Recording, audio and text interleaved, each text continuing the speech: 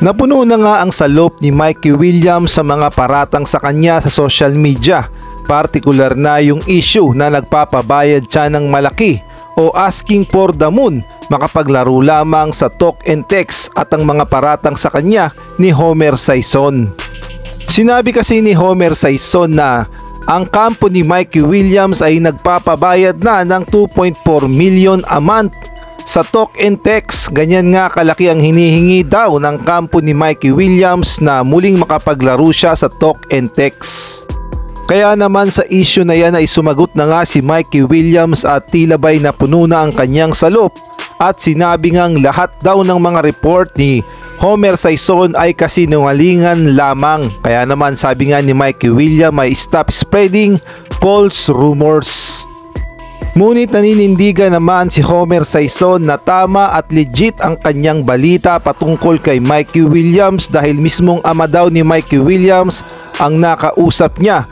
Kaya naman totoo ang kanyang balita.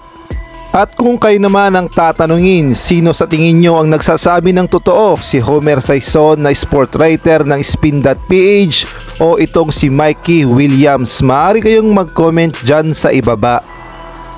Sa ibang balita naman, sa naging unang laban ng Barangay Ginebra sa Commissioner's Cup kontra Converge, marami nga ang natuwa dahil buong buo ang team chemistry ng Barangay Ginebra at hindi nga sila nag-relay sa individual efforts. Kaya naman napakaganda ng ipinakitang performance ng Barangay Ginebra at magandang panimula ito sa Commissioner's Cup na makakuha sila ng kanilang unang panalo kontra nga dito sa Converge na wala pang panalo kahit isa. At marami naman ang nakakamiss kay Justin Brownlee dahil hindi nga sanay ang Barangay Ginebra fans na hindi makitang maglaro si Justin Brownlee, partikular na sa Commissioner's Cup. Kaya naman marami ang nakakamiss kay Noy P.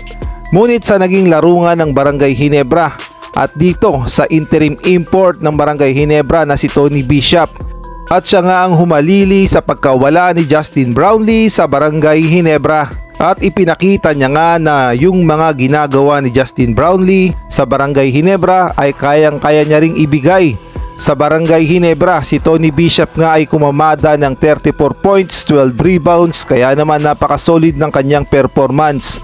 At take note, hindi pa nga siya masyadong nakakabuo ng team chemistry sa Barangay Ginebra dahil first time niya pa lamang maglaro sa Barangay Ginebra dahil alam naman natin siya nga ang dating import ng Meralco Bolts. Ngunit kahit na ganoon ay ipinakita pa rin ni Tony Bishop na kayang-kaya niyang tapatan ang galing ni Justin Brownlee sa Barangay Ginebra.